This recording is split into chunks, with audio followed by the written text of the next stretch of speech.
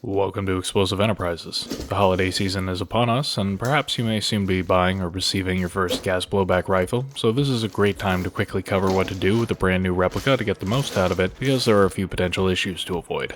First, if you live in the US, you'll probably need to do a bit of cleanup. Often retailers will wrap the gun with colored tape, trademarks or possible wear points will be taped over as well, and there will probably be a made in China, Taiwan, or Japan sticker somewhere. These should all peel off without too much trouble, but often leave residue behind. On metal surfaces, you can simply soak a rag in isopropyl alcohol and scrub at the residue. This will soften it, allowing you to abrade it off with the rag. If it's really stubborn, a plastic scraper can help. On plastic surfaces, however, the isopropyl alcohol can potentially alter the finish, so we suggest just scraping the residue off or getting some Goo Gone to dissolve it if need be. Now, US federal law requires an orange tip for sale, but it's common practice to remove it, and how you do so will depend on what it is. For plastic flash hiders like this, it will typically have a pin or grub screw that secures it in place. Here I can just unscrew it, but if that didn't work, I'd carefully snip around the screw until I could break the plastic and then unscrew it. If the original muzzle device has been painted, we suggest soaking it in citrus strip to soften the paint, and then it should come off just by scrubbing with a toothbrush. But most of the time it's easy like this, and then I can just screw on the proper flash hider. Next, normally we don't recommend upgrading a gun before evaluating what actually needs to be upgraded, but an adjustable valve is always nice to have, and that's worth installing. Exactly what needs to be done to install a new valve depends on the gun, but take your time. Screws can be tight from the factory, often thread-locked, so it's important to use a properly fitting screwdriver and push hard while turning to avoid stripping them out. You may notice that despite this AK screws being caked in glue, I am removing them without needing to use a torch or heat gun, simply through the magical combination of a properly fitting screwdriver and enough grip strength to crack oysters.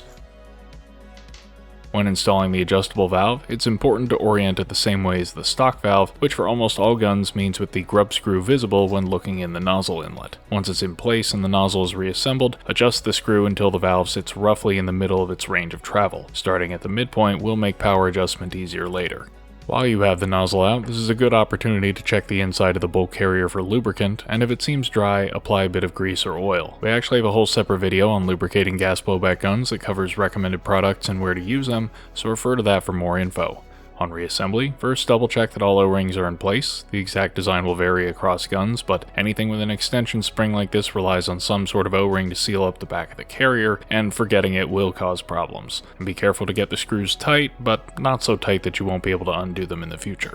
Okay, the gun is looking good and I've installed the adjustable valve, but I'm not ready to go shoot just yet. Some manufacturers will ship their guns with a preservative oil that prevents rust but does not provide lubrication, some will grease all the moving parts, and some send them out bone dry. This AK is actually pretty well greased, but if your gun seems dry or only lightly oiled, we recommend lubricating further. Now the magazine needs to be filled, but out of the box it's full of air and is at the same temperature as the gas we want to fill with. The simple fix for most mags is to hold down the output valve and run gas through for a few seconds, which will purge and chill it a bit. This AK mag isn't easy to purge in that manner though, so I'll just toss it in the refrigerator for a half hour. While that's cooling, I'll take the opportunity to swap out some aesthetic parts because I have singular tastes. Anyways, the mag is now cold and will accept gas with no problem. Before I go any further, I like to verify the gun works properly by setting dry fire on the magazine, then doing a few test shots.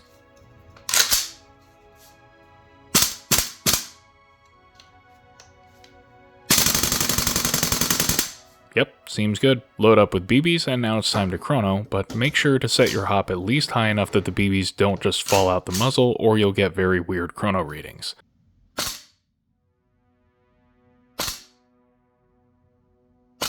Here I see that my initial power is very low, so I'll remove the bulk carrier and adjust the valve counterclockwise to increase power. I've slightly overshot the value I wanted, so I'll turn clockwise just a bit to reduce it. This is about right, and while consistency isn't great, that will improve once I get the hop dialed in and put some rounds through. However, there are two potential issues to be aware of when adjusting power. First, if you keep loosening the screw but the power isn't increasing, that means you've hit the maximum for your setup. What you should then do is slowly tighten the screw back down until it just starts to reduce power again. That's because if the rocket valve sits too far back, it may fail to close before blowback begins, which will make the gun feel sluggish and severely compromise efficiency. To increase power further, you'll need to install a longer inner barrel, switch to stronger gas, or use heavier BBs. The more common issue is that you'll have a gun that shoots consistently too high to begin with, but when you install an adjustable valve and regulate it down, the consistency becomes terrible. That's because rocket valve timing becomes very sensitive when the valve is nearly closed, and you'd be better off with a valve that lets less gas through, allowing it to sit farther back but produce the same power. We have a tutorial on our Patreon for how to modify the valve to achieve this, or there are now off-the-shelf rocket valves for some systems that are designed for lower power levels. Modern gas rifles can typically be made to deviate by only a few FPS per shot without too much effort, so it's well worth pursuing. Now that the power is roughly dialed in, you can finally set up the hop, then double check the power and adjust further if needed, and you're ready to play.